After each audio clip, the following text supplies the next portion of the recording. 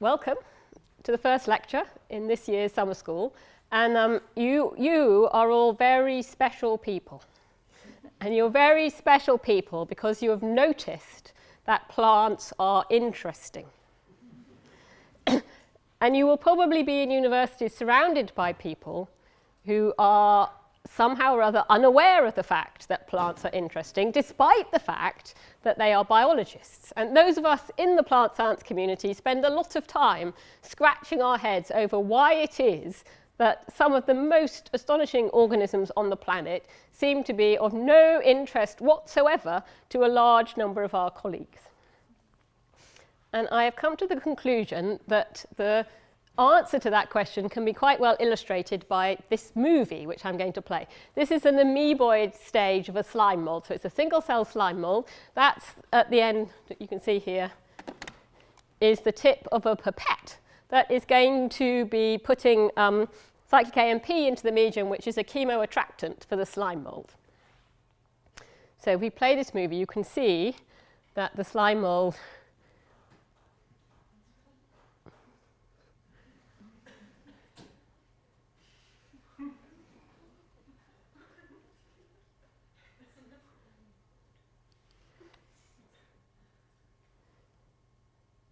Now, what's the betting that by now about 60 or 70% of you are quite worried about this poor slime mold? You're feeling quite sorry for it. It's being teased remorselessly by the evil experimenter who is always tantalizing it with what it wants and then taking it away at the last minute. Quite often, actually, somebody in the audience will say, oh, at some point. You didn't go quite that far. And this, I think, is very, very telling. Because this is a single-cell slime mold. It is absolutely sure that this slime mold is not frustrated. It is not upset. It is not feeling thwarted by the evil experimenter. It's doing its thing, going after some cyclic AMP. As far as it's concerned, that's all there is to it.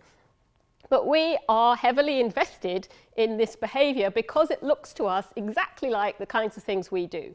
We understand what's going on here. It's a mobile creature that is going after something it wants, which is absolutely what we do. It makes a huge amount of sense.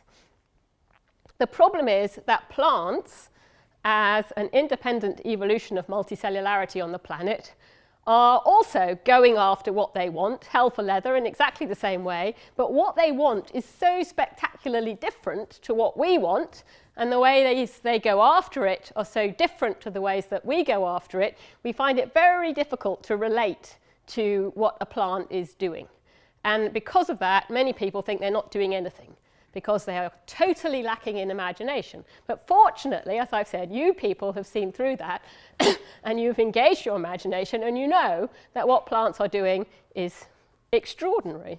And this is actually, in the end, why I find it so difficult to deal with the fact that most people have written off the plant kingdom as not doing anything interesting, because what it does is so astonishing.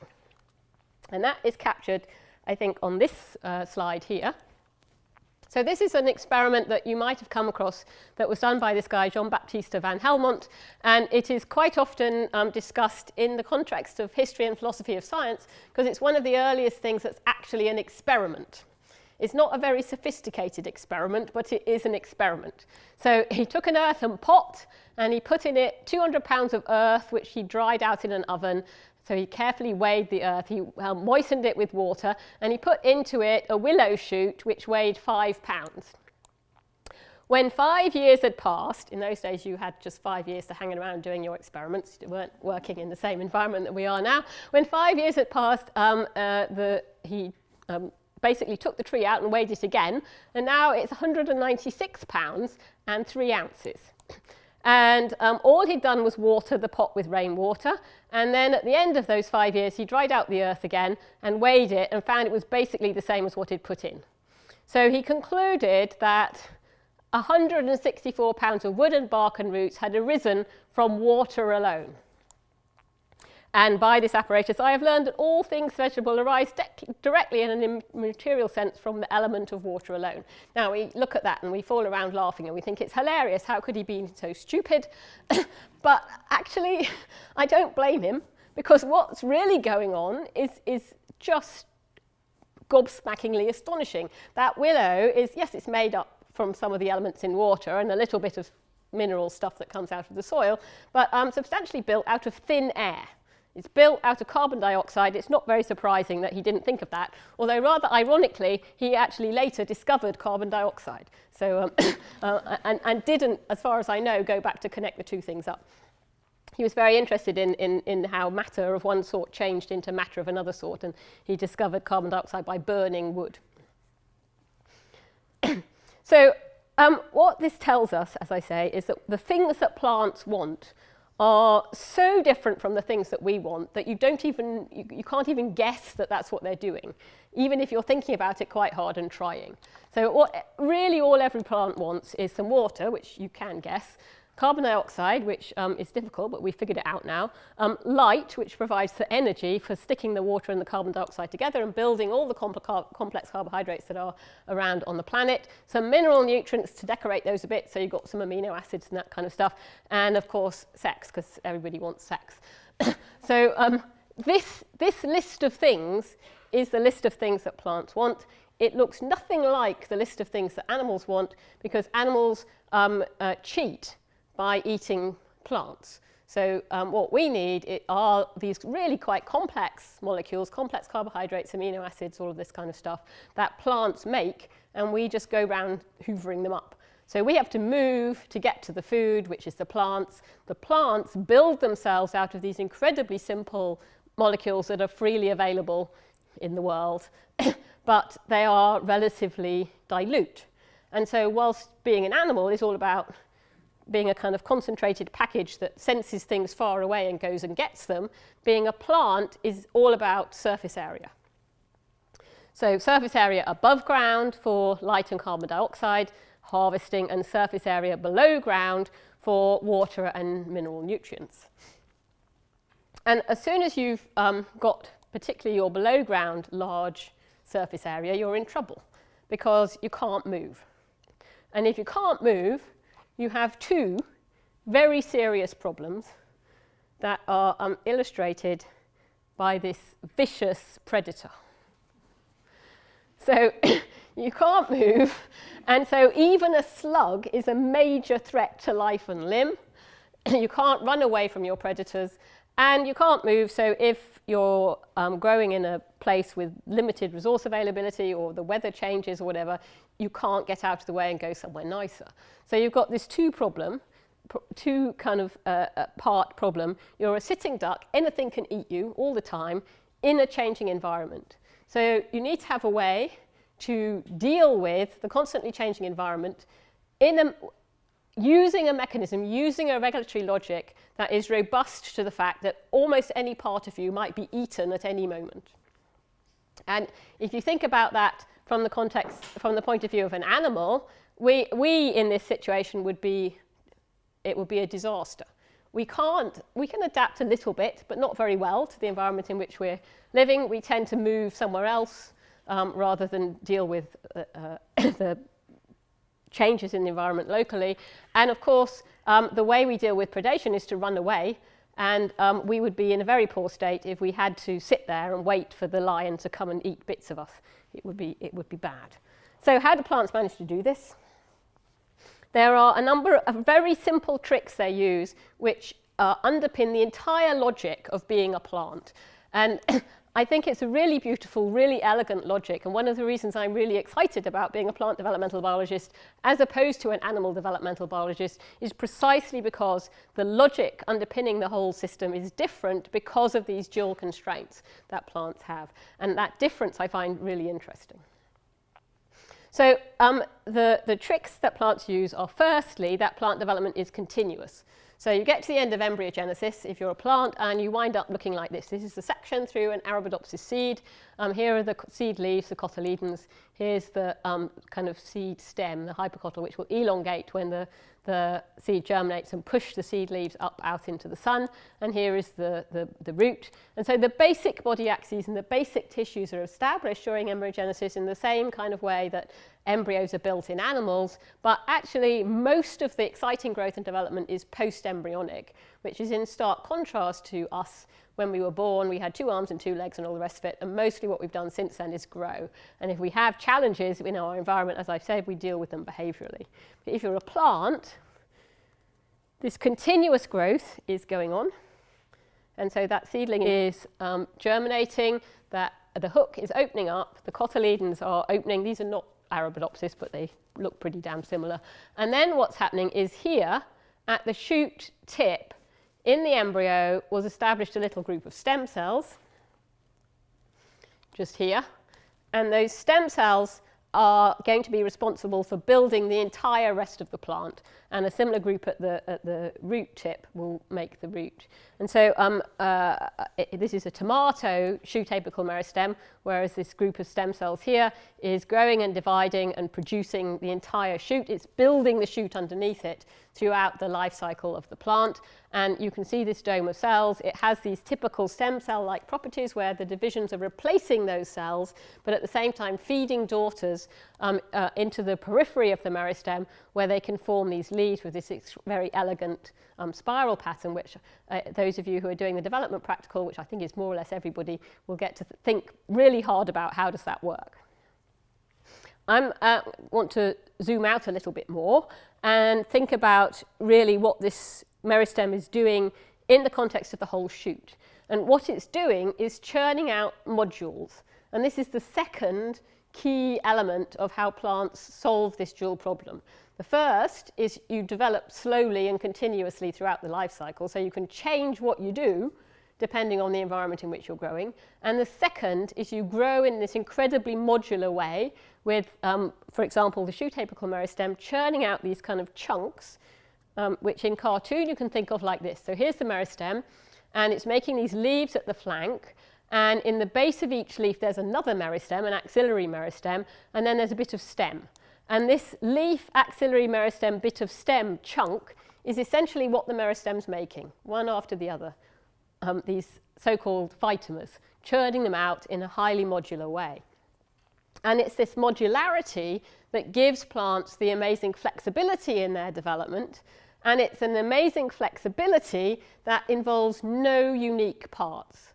So if you think about it, most plants, you think about them growing, there's leaves, all the rest of it, there is absolutely no part on that plant that's unique. So if I'm a slug, I can eat any one of those bits, it doesn't matter, there's another one.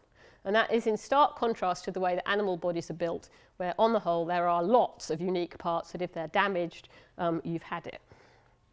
So we've got no unique parts, and we've got parts that you can vary extensively depending on the environment in which you're growing.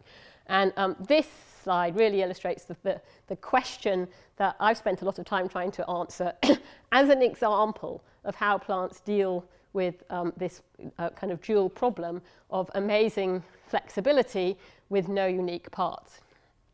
So there are, as I said, these new meristems laid down in the base of every leaf, made from the primary meristem, and those meristems have exactly the same developmental potential as the primary meristem, so you can make a whole nother shoot system that growing from that axillary meristem. And then of course there are more meristems in these leaves, and they could make a shoot. So the shoot is essentially fractal. You can make any level of orders of new shoots, so that a single plant genotype could potentially be just a single unbranched stem or a massively ramified bush. And that extraordinary flexibility allows the plant then to exploit, for example, an abundant nutrient environment, but also to make it successfully through its life cycle and make seed in a lean nutrient environment. And so you can see that here in the context of Arabidopsis. Here's one growing on a fully fertilized pot with lots of nitrogen. It makes this rosette of leaves and it sends up this bolting stem and it produces branches. And here is a plant growing with limited nitrogen availability. It does the same thing, but it makes far fewer branches. And if you're looking carefully, you'll see that the way that the pattern in which those branches are made is the same. So after floral transition, these buds in the axillary meristems in the base of each leaves activate in a top-down way. So these most apical ones activate first and then go down into the rosette. And on low nitrogen, you still see this top-down activation, but it terminates early. So somehow or other, this node here has got a leaf and a bud. Here it is, you can see the bud. And if you have low nitrogen, this bud has decided not to grow out. Whereas if you have high nitrogen in an equivalent place, the bud has decided that it should grow out, whereas the one above is growing out in both situations. So very kind of fine yes-no decision making at different points in the plant, depending on the nitrogen availability. And you might think this is very boring, and all that's going on is that this plant doesn't have enough nitrogen to make any more branches, and you would be wrong, horribly wrong. And I'll show you some very convincing evidence for that later. But what's going on substantially is that this plant has decided that if you have limited nitrogen, the sensible place to put the nitrogen that you have is in building more roots, because that's where you're going to find more nitrogen. So on low nitrogen, you shift the allocation of resource to the roots, you suppress branching in the shoots, and that gives you the best chance of finding more nitrogen and being able to make more seed in the long run. So what I'm really interested in understanding is how these different buds make their different decisions, and kind of harking back to this idea of no unique parts, they've got to do it without any kind of central processing. So we make decisions using our amazing brains. So centrally, all the information comes into one place, processed, decision, information goes out. Plants got to do it with no central processing, no unique parts, because that is a predation nightmare. So how does it work? So we can learn a lot about how it works from actually not so much the low and high nitrate system, although we work a lot on that too, but by doing experiments to try to understand how the different meristems talk to one another. What is the information processing system going on in this plant that allows the different parts to know what the other parts are doing and to make a sensible decision based on that? And the classic system to investigate that involves chopping the top off the plant. And if you chop the top off the plant, then these previously dormant axillary buds tend to activate. And this is a phenomenon called apical dominance that's been known about for 100 years. And it's the reason why pruning makes your roses bushy. If you chop off the leading shoot, you'll activate the subtending axillary branches and you'll get lovely bushy roses. And what it is in real life, obviously, is again, a defense against predation. If something like this vicious marauding sheep come and eat the top off your plant, it doesn't matter. It's got some spare meristems that it can activate and replace the ones that have gone. So how is it that these buds know that there's a happy, healthy apex making lots of leaves, and therefore they shouldn't bother growing? And then how do they know when the apex has been taken away and they should do something about it? So a huge proportion of this decision making is mediated by my favorite molecule on the planet, which is this. It's auxin, and it does kind of everything in plants. So if you've done any plant biology at all, you will have almost certainly encountered auxin because it does everything. And people get very upset about that. They say, how can this one small molecule do everything? It's ridiculous. Well, we know quite a lot about how it manages to do everything, but conceptually, I think the important thing about auxin is that it's kind of doing the same job as the nervous system does in animals.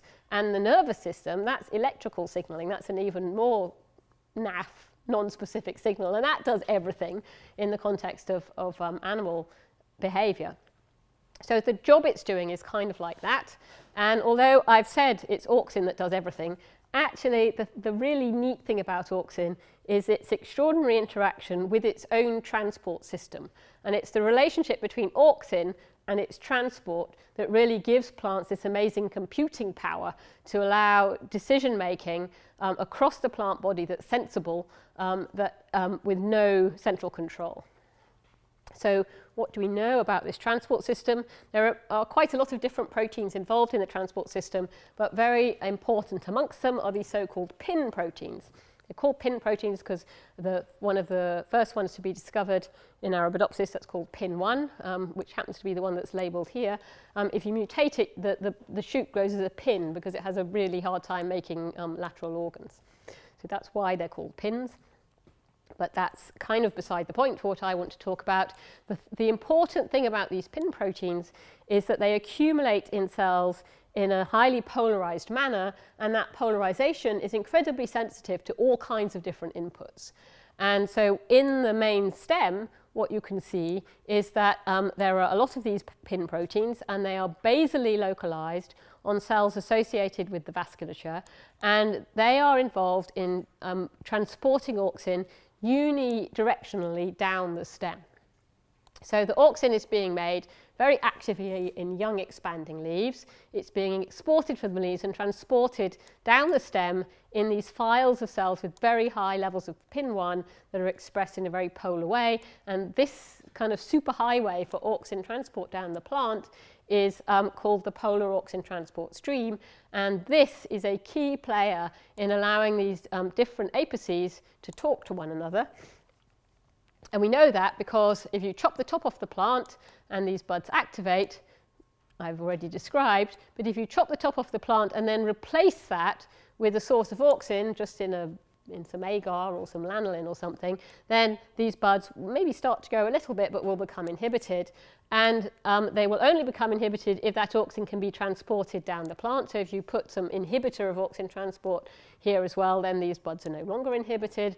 And interestingly, this mechanism of auxin inhibition is indirect, because if you use radiolabeled auxin, it will go straight down the plant, it will inhibit the activity of these buds, but essentially none of it goes into the buds. So somehow these buds know whether or not there's auxin in the main stem, and the amount of auxin in the main stem you can think of as a readout of how many happy apices there are above any one bud. So, so this bud has got this apex, which isn't growing and isn't exporting very much auxin, and the main apex, which is growing and is exporting lots of auxin, and it can sense what's going on essentially through the amount of auxin that there is here in the main stem next to it. How does it do that?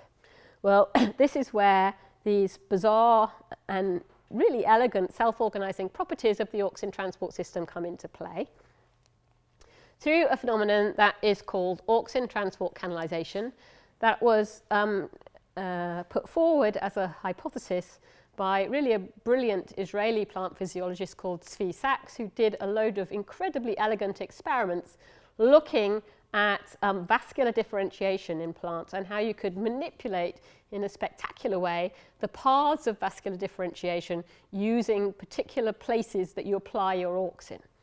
And this is one of his classic experiments. This has been kind of reinvented in the era of actually knowing about pin proteins, because Sachs did all his work before we knew about pin proteins and was able to predict with incredible accuracy, A, that they would exist, and B, exactly how they would behave. And all his predictions have now been validated, which is very satisfying.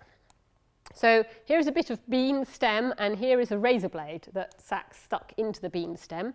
Actually, it wasn't. It was Sauer who stuck this particular razor blade into the bean stem, but it's the same kind of experiment. And what you can see is at the start of the experiment, there is lovely polar pin protein in the cells associated with the xylem in this stem in exactly the same way I showed you before. These ones are labeled red. The previous ones I showed you were labeled green. The previous ones were labeled by sticking jellyfish green fluorescent protein on them in a transgenic plant. These ones are labeled just with an antibody in a cut section of the stem because peas and beans are still really difficult to make transgenic, which is one reason why everybody works on Arabidopsis, because it's really easy to make transgenic. Okay, so here are these pin proteins that are basally localized in the bean stem. Here is the razor blade that you stuck in. If you wait, something rather interesting happens. Above the cut, or the inserted razor blade, auxin is going to accumulate because it's being transported down the plant and it gets here and then it hits a razor blade, so it accumulates. So there's lots of auxin here. Below it, auxin is going to be being carried away by the polar pin proteins. So here there will be very little auxin. So we now have a strong source for auxin and a strong sink for auxin interrupted by this razor blade. And what happens in the Sachs hypothesis is that the movement of auxin from a source to a sink is able both to polarize pin proteins and to upregulate those pin proteins in the direction of the sink. So what happens here is above the cut, pin proteins repolarize to the side of the cells here, so they're now carrying auxin round the razor blade, and below you can see them reconnecting up with the existing files of pin proteins. So after a few days you have these lovely files of cells with highly polarized pins taking auxin neatly round the razor blade, reconnecting it with the existing vascular strand, and some of those files of cells will then differentiate into vascular strands.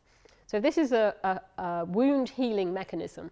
If something damages the stem and interrupts the vascular strand, this self-organizing auxin transport system can reconnect these severed vascular vessels because auxin both upregulates and polarizes its own transport in the direction of a passive auxin flux from a source to a sink. And as I say, this is really important in vascularization and has been used to understand how the pattern of leaf veins, for example, forms as leaves develop. So this is all very nice, but what does it have to do with shoot branching? So we were inspired by these Sachs experiments, and particularly by this one. So this is, again, these two little bits of pea or bean stem. And here, there's maybe a little notch cut in the other direction here. And here's the existing vasculature. And then Sachs has applied a little source of auxin to the side here. So now you have a strong source of auxin here, a strong sink for auxin in the existing vasculature. You'll get polarization and upregulation of pin proteins connecting this source to the sink. And some of those files of cells with highly polar pins will differentiate into vascular strands. And that's what he sees, and that's what happened. And as I say, these days you can do this experiment and trace what's going on with pin proteins before you can see the vascular strands. And they are behaving in exactly the way that he said. Now, if you do exactly the same experiment, but now you simultaneously add a lot of auxin to the existing vascular strand, then what happens is either when you add the lateral source of auxin, absolutely nothing happens at all, or if you see any vascular development, it's a bit wandery and it doesn't connect up to this existing strand, because this existing strand is now a pretty rubbish sink for auxin because it's got its own personal supply of auxin coming from the apex, so it's not able so easily to kind of soak up the auxin coming from this lateral source. And this, it seemed to us, was incredibly similar to the situation in a plant where you've got auxin being transported down the main stem from a happy, healthy apex up here, and a bud laterally, which is potentially a great source for auxin. It could be active and making leaves and making a load of auxin. But if there's already a lot of auxin in the main stem, then maybe this bud can't get its auxin out into the stem and can't trigger canalization. So this is an auxin source. The stem is potentially an auxin sink, particularly if you chop the top off and all its existing auxin drains away. And then positive feedback between auxin flux from the source to the sink could polarize pin proteins and allow that bud to activate if you work on the hypothesis that for sustained activation of the bud, it must have canalized auxin transport from the bud out into the main stem. So that's the core hypothesis that we've been beavering away on for many years, and it's really hard to nail it down, but we now have so much circumstantial evidence that we kind of believe it. So here is a little bit of circumstantial evidence. If you just look, again, with these green fluorescent fused versions of pin proteins at an inactive bud, in the bud stem, you can see that there is green fluorescent protein, but it's not polar. When you chop the top of the plant and that bud activates, one of the quite early events is the polarization of these pin proteins. So there is a strong correlation, which we see in Arabidopsis and has also been seen in these classical pea and bean systems, between the ability of a bud to elongate and grow and its ability to transport auxin out into the main stem. So what's going on then is essentially an indirect mechanism whereby these buds can sense how much auxin there is out in the main stem based on how easy it is for them to get their auxin out into the stem. We have a lot of kind of traffic jam analogies where you think, there's a main road with lots of cars, for which read auxin, driving along. If you're in a tributary, or if you're in a side street trying to get to work in the morning, then it's quite difficult for you to get your car out into the main road where there's already all this traffic going on. But if there are some traffic lights or if there's an accident that takes out that flow of auxin, then it's much easier for you to do that. So this is a nice idea. and I liked it as an idea, but it's not very easy to think about. It's not very intuitive in my mind to understand how it really might work in a growing plant where the different shoot apices are essentially competing to get their auxin out into the main stem. So to understand really how it would work and to get more intuition about that, we've been collaborating for a long time with Przemek Prusinkiewicz from the University of Calgary to build computational models of how this system would work. And that's allowed us to make some quite interesting predictions about what we would expect in different circumstances, which have turned out to be true. So here is the core of our model. If you look at it in this cartoon, we say there are some chunks. You could think of this as a cell. Actually, we tend to sort of zoom out and model an entire phytoma as like a giant cell, which has a certain amount of auxin, which is represented by this green box. And the auxin is moving to the next cell or the next phytoma with a flux, which is represented by the width of this white bar. And the flux here is then regulating how much pin protein, which is indicated by this red bar, goes into the membrane. And obviously, the more pin protein goes into the membrane, the more flux there is. So that's the core positive feedback going round and round here that you can see. This is the maths, which is super easy. It says the rate of change of pin proteins, that's what this bit means, equals this term, which is the amount of pin proteins going in, minus this term, which is the amount of pin proteins coming out. Not hard. The amount of pin proteins coming out is just a proportion of them every time. It's just linear. Some proportion, mu, just comes out. The amount of pin proteins going in is more interesting. There's a basal insertion rate. That's what this term is here. This is the kind of nuts and bolts, because this is the amount of pin proteins being stuck in the membrane that's proportional to the amount of flux that's happened across that membrane. And it's proportional in a nonlinear way, in a sigmoidal way. So for low flux, it's a little bit. For medium flux, it's a lot. And for high flux, it's a little bit again. And it's actually the relationship between this sigmoidal term for flux correlated pin insertion and the linear term for pin removal that gives the system this very beautiful switching characteristic, which I'll talk about in a minute. So you can build this into a dynamic model where the plant is growing. So here is the model root, this brown box. Here is the model baby seedling. So this is its first phytoma that it's managed to make. We actually ignore the leaf altogether. And here it is with some auxin and some pin protein. And this green dot is the meristem that's going to make some more phytomas as the plant grows. So off it goes, making phytomas. Let's stop it again. And each one of these phytomas is going to have a lateral meristem, an axillary meristem, which will be modelled in exactly the same way as this thing here. And so here's the first phytoma made by this axillary meristem. But when this axillary meristem is made, it's made at a time when there's already an awful lot of auxin in the main stem out here. And so although there's a lot of auxin in this axillary meristem, the flux between here and here is very low, this white line, and it's not enough to polarize pin proteins. The pin proteins are coming out of the membrane faster than they're being put in by this very low amount of flux, so nothing happens. So then we add the extra assumption that when the plant flowers, it will stop making auxin, or at least make less. The auxin will drain away in the stem, and as it drains away, you will see it in this box here, it will allow enough flux between here and here to kick that positive feedback loop into action and polarize pins in these lateral shoots, which they themselves will then flower, stop making auxin, and so on and so forth. So just through these really very basic assumptions, you can easily get a situation where the main shoot will inhibit these axillary shoots until floral transition, and then you'll see a basipetal sequence of bud activation, which you will remember is exactly what happens in an Arabidopsis plant. Now, in this particular simulation, we have very low level of auxin made by the floral shoots, and so every single one of these buds is going to activate until you get right down to the bottom, but we can tune that in the model. We can tune the parameters, how much auxin is coming out of these shoots, and that will contribute different amounts of auxin to the stem. And so we'll be able to get this basipetal sequence to stop rather than go right down to the bottom at the moment where there's enough auxin contributed by the active apices to stop the next bud from activating.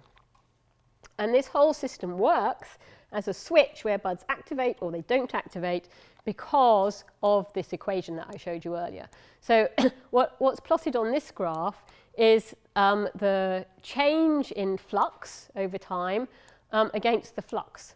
So what does that mean? It's essentially this equation plotted out, or the outcomes from this equation plotted out in a way that tells you that. If you're interested in points where there's no change in flux, so stable points, you've got two options. You've got stable, a stable state with very low flux, or a stable state with very high flux, and essentially nothing in between. So this comes about because this, as I say, is this kind of sigmoidal term, if you think about that as a kind of classic snake type thing, and this is a linear term. If you take the linear term off the sigmoidal term, the kind of snake nosedives into the axis and gives you these 2 points. So it's that relationship that gives you these 2 stable points. You can think about it in a different way that's actually kind of reasonably intuitive, where if the flux is high enough to allow more pin to go into the membrane than is coming out in that linear, stable kind of mu system, then you're bound to push the whole thing way over here so that you'll wind up with high flux and high pin and over here. If the amount of pin going into the membrane is not enough to flip out over that at that kind of saddle point, then you'll wind up here. So it's a bistable switch generated by this incredibly simple relationship between sigmoidal pin insertion proportional to flux and linear pin removal proportional just to how much pin there is.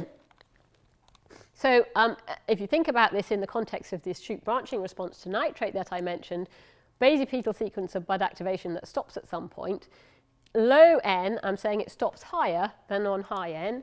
Why might that be? Well, it transpires that one of the things that's tuned on low nitrogen is the amount of auxin being exported from each of these apices. And you can see that by measuring auxin in the stem here and at an equivalent position in the wild type, and also down here and at an equivalent position in the high nitrogen situation. So in the top segment, you can see on low nitrate, there's double the amount of auxin than there is on high nitrate. By the time you get to the bottom, it's kind of similar, but that's because at the bottom, you've got extra branches contributing auxin in the high nitrate situation compared to the low nitrate situation. So that essentially what upregulating how much auxin comes out of each bud does is preserve the amount of auxin that goes down to the root, which stimulates root growth, whilst at the same time repressing the amount of carbon and energy that goes into the shoot, because you keep your number of branches under control. There are a bunch of other things that are also going on nitrate, but this is one of them, and it's quite important. I would say that part of the reason why this entire castle that I've built for you so far, we believe, actually comes from one of the other things that might be tuned by nitrate, and that's a whole different hormone that's called strigalactone, which is my second favourite molecule on the planet. It looks like this. And I like it because our understanding of how this hormone works has been absolutely instrumental in understanding how this whole shoot system balancing thing that I've talked about works. And this is the slide I promised you earlier, which makes it very clear that this plant is not simply wimpy and unable to make any more branches because it hasn't got enough nitrogen, because this plant, which is unable to make strigalactone, it's a mutant that's defective in strigalactone synthesis, is super branchy even when you give it exactly the same limiting amounts of nitrogen as this one. And in fact, you will notice that in a fully fertilized situation, these strigalactone deficient mutants make way more branches than the wild type plant. So even this plant could make a lot more branches than it is. But this compound is, for some interesting reason that we can speculate about wildly at the end, limiting how much branching there is. So how does this molecule work? It works in a couple of ways, but one of the most potent is that it depletes plasma membrane pin 1. So here's wild type. Here's that biosynthetic mutant that massively overaccumulates pin 1, so that already gives you a clue. And here is a strigalactone signaling mutant that has even more PIN1. If we add the synthetic strigalactone, which is what GI24 is, for 6 hours, then PIN proteins come off the membrane in the wild-type situation and in the biosynthetic mutant, but not in the signaling mutant, which can't see the strigalactone, so it has no idea that you've added it. So PIN proteins deplete plasma membrane PIN1, which you will have noticed is exactly what mu is in the model. That's this removal constant for PIN. So we can think of strigalactone as the removal constant for PIN. The more strigalactone you have, the higher this is. The less strigalactone you have, the lower this is. And so we can model, using exactly the same model, a strigalactone mutant just by dropping mu, by reducing the PIN removal constant, because in a mutant with no strigalactone, that constant would be low. And when we do that, this is the plant we get. So these plants differ only by that one parameter in the model. And what you see is overaccumulation of PIN proteins, because there's less PIN removal, and I showed you that in the strigalactone mutant. More branches, which I also showed you, there really are more branches. And then this massive accumulation of auxin as you move down the stem, which I'll show you later, also happens. And so effectively, what's gone on in this mutant, if you map it back onto this graph, is by reducing this thing, you've effectively lifted this entire graph up. And so now it's just not possible to get this low stable point. The whole graph is lifted upwards. There is no low stable point. Here, there is a high stable point, but because you've lifted the graph upwards, it's moved down here across the board. So the whole thing makes a lot of sense in the context of how this switch works, if what strigalactone does is regulate that mu term. So effectively, you can think of a strigalactone mutant as having a kind of hair trigger canalization. So if you have very low mu, a little bit of auxin flux will put a little bit of PIN on the membrane.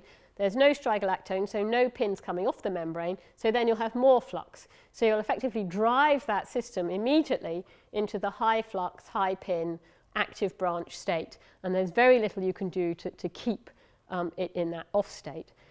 And if you go back to these auxin measurements I mentioned before, one of the things that's going on during, if you mess with nutrients, is the different amounts of strigalactone are being made in the roots and sent up to the shoots, and they are tuning auxin transport in the shoots, making it more or less easy for branches to establish canalization and therefore to grow. And this is that auxin measuring graph, where if you look in a strigalactone mutant, there is just a shed load of auxin because of this very high accumulation of PIN. And actually I think, although it's easy to imagine that what these mutants tell you is that strigalactone is really important for tuning nitrate availability, really what's gone on in these plants is that they are broken. The entire system is broken because they are unable to do this careful competition between buds, because every bud will activate. And so on low nitrogen, they just have nothing there to tune because every bud is activating anyway. There are other data, though, that support the idea that the amount of strigalactone is dynamically tuned by root nutrient availability, actually particularly phosphate, less so nitrate. And so what you can think of, what I've told you then, is that every single apex on one of these shoots, like a whole tree, is in competition with all the other guys to export auxin down the root through the single main stem. So they're all talking to each other via this competition for auxin export. And strigalactone can tune that by upping and downing the level of competition, which I think of in various ways. There are various analogies. One is musical chairs. So everybody knows musical chairs. You go to a party, you put out the chairs, you play the music, and there are fewer chairs than there are people. And when the music stops, you have to sit down. And one person will be out because there aren't enough chairs and that person has no chair. So strigalactone is in charge of the chairs. If there's an awful lot of strigalactone, then there are not very many chairs. Very few branches will be able to activate. Very few people will be able to sit down. Most of the buds will be dormant. Most of the people will be out. It doesn't tell you which people or which buds. It just tells you that very few of them can activate, which is a really interesting kind of regulatory consequence of this competition-based mechanism. If, on the other hand, there's no strigalactone, then there are huge numbers of chairs, far more chairs than there are people. Everybody can sit down and it's fine. So this system then has some rather interesting properties in the context of decision-making, as I was talking about before. To start with, there are many ways you can tune it, which is nice. You could change bud auxin source strength. So if it was lovely and sunny on this side of the plant, this bud might be making more auxin, and there may therefore be a stronger source, and it might be easy for it to activate. You can change the main stem sink strength, as I've already described, by chopping the top off the plant, for example.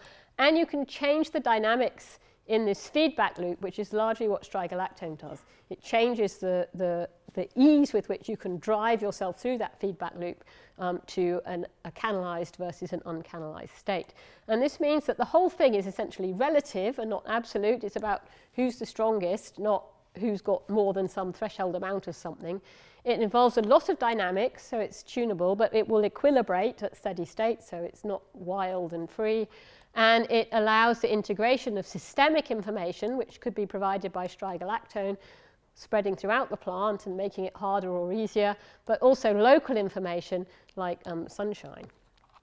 And this gives this system, the self-organizing properties of the auxin transport system, an amazing power to allow plants to make decisions in this distributed way that I talked about, with no unique parts and no brain. So instead of a brain, we've got this auxin transport system that is allowing distributed decision-making. And interestingly, the thing that rewires your brain in response to different environmental inputs is logically exactly the same. It's a competition and reinforcement-based mechanism that allows synapses that are working well to be more hardwired into the system at the expense of other synapses. And that's exactly what's going on here, where the competition for auxin export between buds, reinforced by the positive feedback of auxin transport canalization, is cementing in decisions about which buds should be active and which buds shouldn't. So the regulatory logic is exactly the same as in your brain, but the exact details of how it's done, of course, is completely different. So just in the last few minutes, I want to kind of zoom back out again and think about what this really means for understanding how plants work and changing that for our benefit as people. So I've talked about this self-organizing system at a kind of whole plant level, where you've got a plant with multiple meristems that are talking to each other through competition and reinforcement in the auxin transport network. So you can think about this shoot as a dynamic self-organizing system of interacting meristems that's sensitive to both local and systemic inputs. And then, of course, you can think about a meristem as a dynamic self-organizing system of interacting cells that are sensitive to local and systemic inputs. And again, this is going to come up a lot in the development practical when you do that. And then, of course, you can think about a cell as a dynamic self-organizing system of interacting molecules. So you've got these kind of nested multi-scale systems that are allowing plants to make local and systemic decisions in this very sensible distributed way. So why does this matter, apart from the fact it's really gripping and exciting? It matters because I think we need to spend time thinking about what plants want, thinking about the fact that the things that drive plant development and that are the kind of priorities for plant evolution are very different than the things that are the priorities for animal evolution. And you have to get into the head of a plant if you want to understand what it's doing and what it and how you can tune that from an agricultural point of view. And I've said there, you have to get into the head of a plant, but the whole point is the plant doesn't have a head. It's a distributed decision-making process. So what do I mean by this?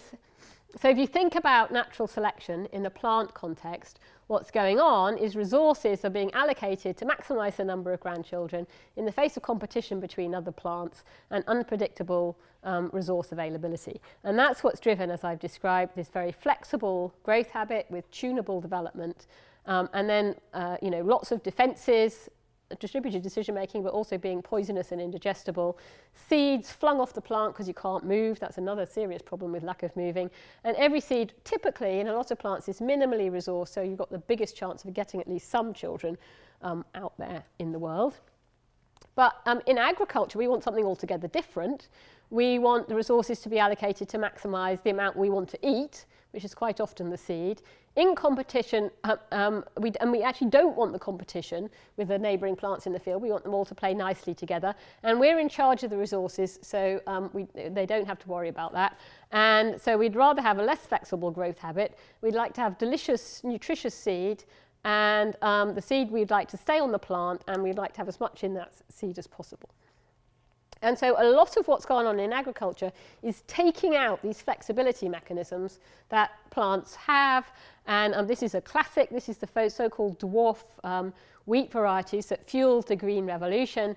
And what this is really all about is taking out competition between natural wheat plants, which goes on when you're growing next to a neighbour and they're shading you. And so plants will will kind of arms race to compete each other and get tall. And the system that does that is based on another hormone called gibberellin. And if you break that system, you wind up with constitutively short wheat. And that, from an agricultural point of view, is brilliant because the plant's putting far more resource into the seed and far less into the stem. And so this reduction in stem that happened over a relatively short period of time in the 1960s, driven by this genius, who is Norman Borlaug, saved more lives than all the people who've ever worked on cancer research all the time. So if you want to save people, work on plants. And Norman Borlaug won the Nobel Peace Prize for doing this, because outrageously there's no Nobel Prize for plant biology. It's only for physiology and medicine. So nonetheless, you can win the Nobel Prize. You can win the Nobel Peace Prize for reducing stem height. And he did that through conventional breeding. And we need to do it faster now, and we need to do it in a more targeted way. And so we need to understand what the systems are actually doing so that we can go in and much more deliberately manipulate them. This is, we're all funded here by the lovely Gatsby Charitable Foundation, who get their money indirectly from Sainsbury's. This is my least favourite thing that Sainsbury's sells, because the idea is that sweet corn is naturally sweet. And this is utter nonsense, because this is the babies of the plant, right? These are plant babies. Plants don't want you to eat their babies. And so this is way, way, way away from nature. This is nature. This is what naturally these seeds should look like. This is teosinte, a wild relative, the closest wild relative. They're still cross-fertile of maize. This is what 8,000 years of Mexican farmers have done. It's given us these delicious things to eat, which is nothing to do with nature. It's very much driven by human selection. And we can only do that sensibly if we understand what the naturally selected systems do in the first place. So effectively, what's happened is that, nature has given us a washing machine. It's a lovely big white box. It squirts water and detergent at things and it washes your clothes. But actually, we want a dishwasher. And if you put your dishes into this washing machine, it's not going to be good. So we'd like this dishwasher, but we still want the white box with the water and the detergent. We just don't want the round drum. We need to understand which parts are the round drum that go round and round. We need to take them out. We need to figure out how we can put in some slidey dish drawers instead. And we need to do this fast, because as a result of climate change and growing population and problems with fossil fuel providing the long-chain hydrocarbons that we need in manufacturing, we'll have to get those from plants too. So this whole kind of pyramid of difficulty, plants are at the centre of all of it. So now what we need is a super efficient dishwasher that uses less water and less detergent and heats the kitchen. And that is your job as the plant scientists of the future. Either you can work away at this end, which is what we do, and try and figure out what the washing machine did in the first place, and therefore which parts we should change, or of course you've got a whole range of options in between, so that you might actually be working on the super efficient dishwasher, or how to help people use the super efficient dishwasher in the field afterwards. And there will be a lovely careers session that discusses some of those things. So I'd like to stop there.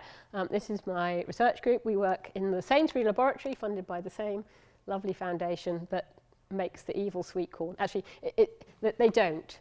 There's actually a separation now between the supermarket and the charity, but nonetheless, we are called the Sainsbury laboratory. So when you get a taxi to go back to your lab, people assume that you're doing supermarket research in some way.